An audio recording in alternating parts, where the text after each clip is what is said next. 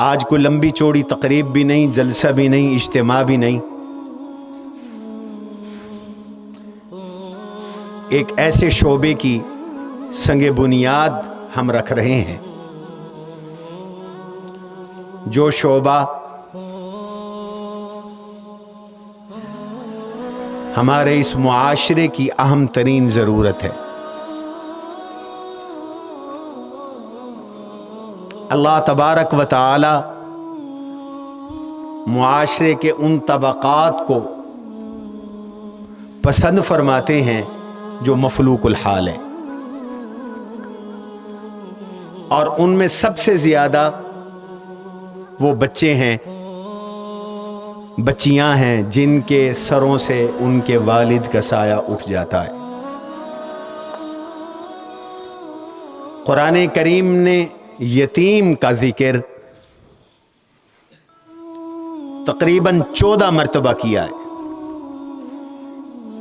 آپ حیران ہوں گے کہ 14 مرتبہ اللہ تعالیٰ نے، میری یادداشت کے مطابق اگر میں بھول نہیں رہا، قرآن کریم نے ایتام کا ذکر کیا ہے۔ اور اس سے بڑی اور کیا کمال کی بات ہوگی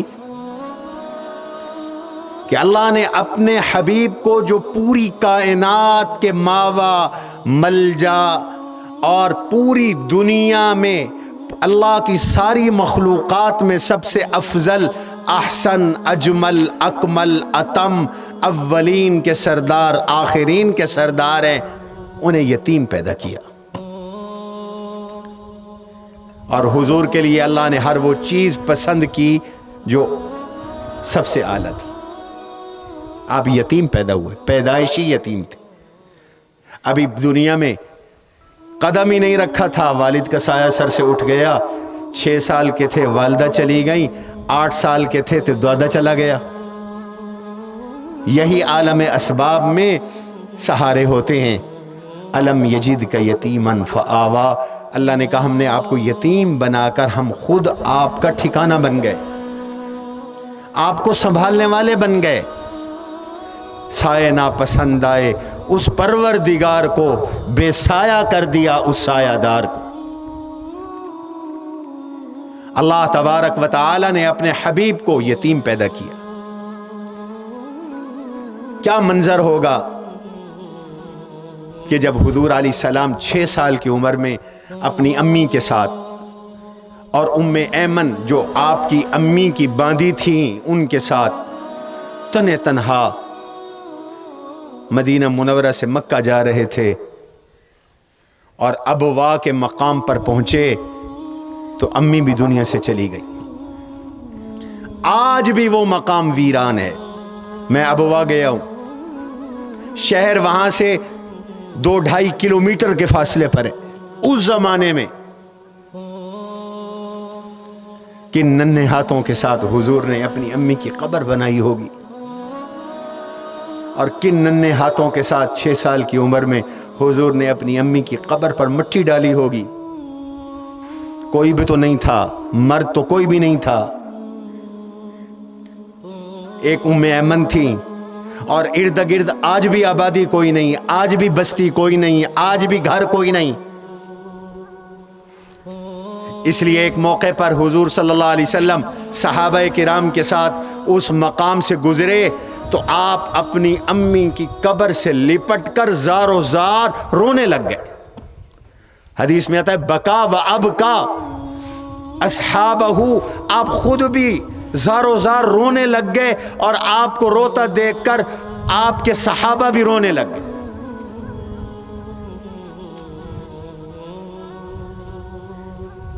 اللہ تعالی نے کسی حکمت کے تحت اپنے حبیب کو یتیم پیدا کیا، اور پھر حضور علیہ الصلاۃ والسلام نے ان بچوں کا کتنا خیال کیا۔ بعض روایات میں آتا ہے، سیرت کی کتابوں میں ہے کہ ایک موقع پر آپ عید کے لیے جا رہے تھے تو دیکھا ایک بچہ راستے پہ کھڑا رو رہا ہے، اور اس کے پھٹے پرانے کپڑے ہیں، کھڑا رو رہا ہے۔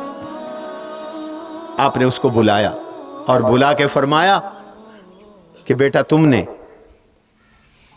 کپڑے نہیں پہنے؟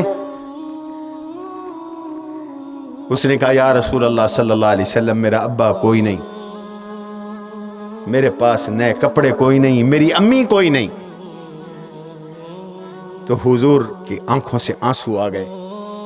آپ نے اس بچے کو لیا اور گھر لائے اور فرمایا تجھے یہ پسند نہیں کہ آج کے بعد تیرے ابو محمد ہوں اور تیری امی عائشہ ہوں صلی اللہ علیہ وسلم۔ اور قرآن کریم نے ایک آیت میں پوری امت کو جھنجھوڑا ہے، پوری امت کو۔ اس آیت پر اور اس کے مفہوم اور اسلوب پر غور کرے تو آدمی ہل کے رہ جاتا ہے۔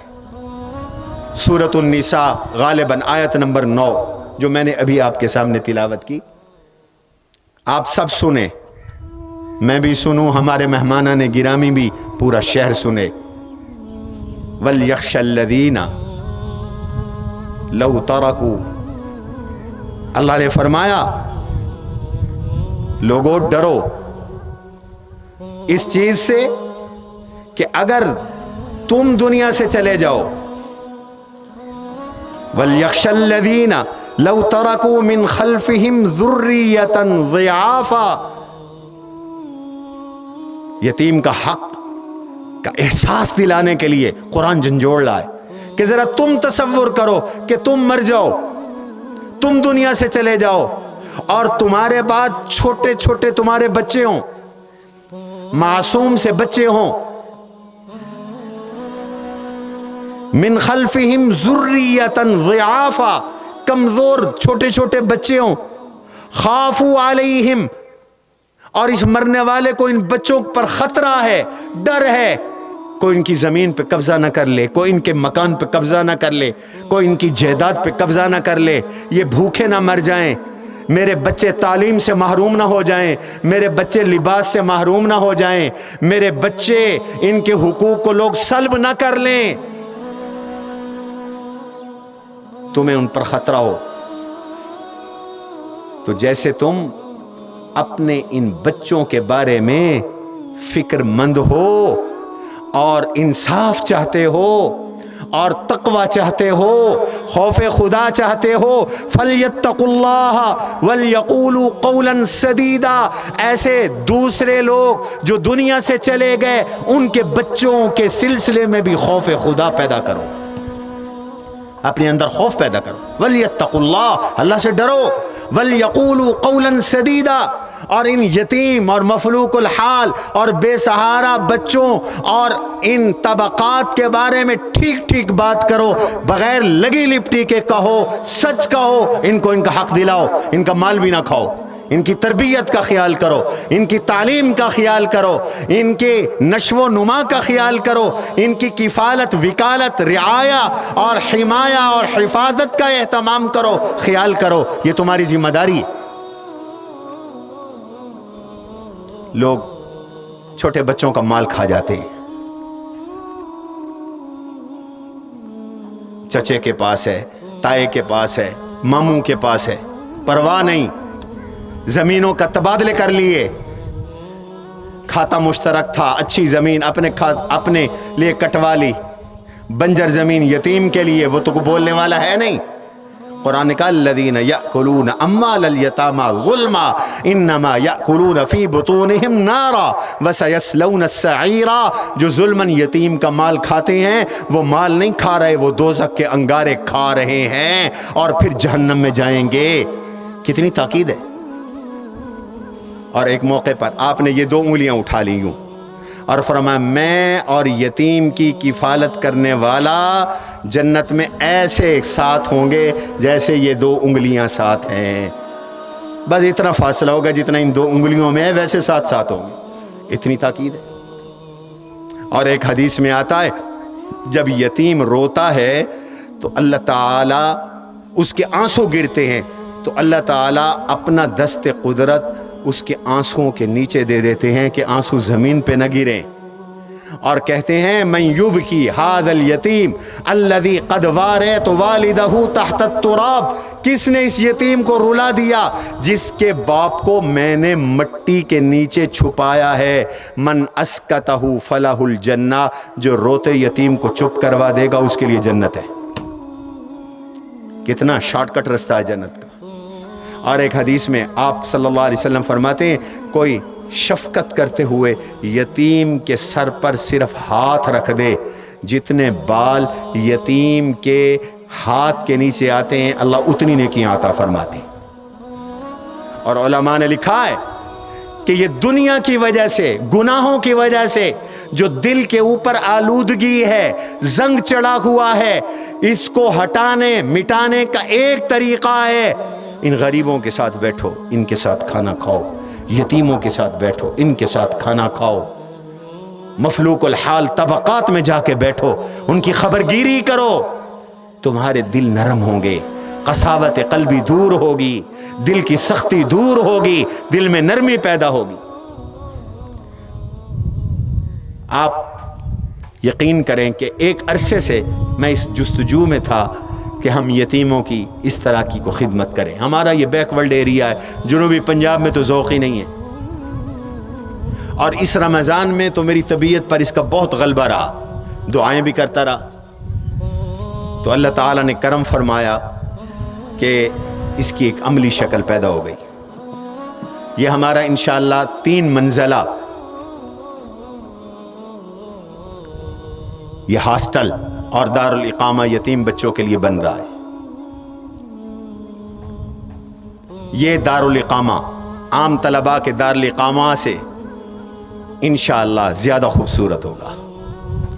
یتیم بچوں کا یہ ہاسٹل عام طلباء کے ہاسٹل سے زیادہ سہولت والا ہوگا۔ باقی نیچے سوتے ہیں، یہ بیڈ پہ سوئیں گے انشاءاللہ۔ ہم نے ان کی تکریم کا اللہ کی توفیق سے ہم نے قصد کیا ہے۔ اللہ تعالیٰ جزائے خیر دے ہمارے قطر چیریٹی کو، انہوں نے 1 منزل کی تعمیر اپنے ذمے لے لی، باقی 2 منزلیں انشاءاللہ ہم نے تعمیر کرنی ہے۔ جس طرح ہمارے اللہ نے یہ 4 منزلہ عمارت بنوا دی، یہ تو بہت بڑی ہے۔ یہ 12,000 مربع فٹ کا 1 فلور ہے۔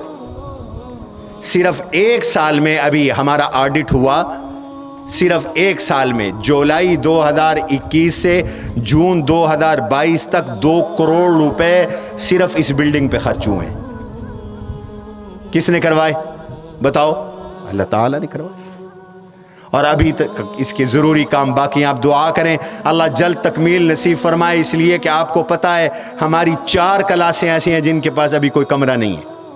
یہ درسگاہیں مکمل ہوں گی الحمدللہ، 1 منزل تو بالکل مکمل ہے، لیکن کھڑکیوں کے شیشے اور کارپٹ، چونکہ اس سردی میں ماربل پر نہیں بیٹھا جا سکتا، ٹھنڈے ماربل پر نہیں لیٹا جا سکتا، نہیں بیٹھا جا سکتا، ان کا انتظار ہے، اللہ اس کا انتظام کریں گے تو یہ کلاسیں انشاءاللہ شفٹ ہو جائیں گی، منتقل ہو جائیں گی۔ تو جس اللہ تعالی نے یہ کروایا اللہ یہ بھی کروا دیں گے، کہیں نا انشاءاللہ۔ یہ مہمانوں کے سامنے چلا دیں، ذرا نقشہ دکھا دیں، ایک نظر اس کو دیکھ لیں، آپ چلا دیں مولانا ہاشم صاحب جلدی سے۔ تو یہ انشاءاللہ اللہ تعالیٰ کی توفیق سے تیار ہوگا۔ ابھی میں چاہوں گا کہ پورے مہمانان گرامی کی طرف سے ہمارے شہر کے استاد جناب پیر میاں الطاف حسین بودلہ صاحب کچھ کلمات ارشاد فرما دیں، اور پھر اس کے بعد ہم انشاءاللہ موقع پہ جا کر ان اپنے مہمانان گرامی سے اور ایک یتیم بچے سے انشاءاللہ سنگ بنیاد رکھوائیں گے، اور پھر وہیں پر دعا کریں گے، اور سنگ بنیاد رکھنے والوں میں یتیم بچہ بھی شامل ہوگا، جو مدرسے کا سب سے چھوٹا بچہ ہوگا یتیم، وہ بھی شامل ہوگا۔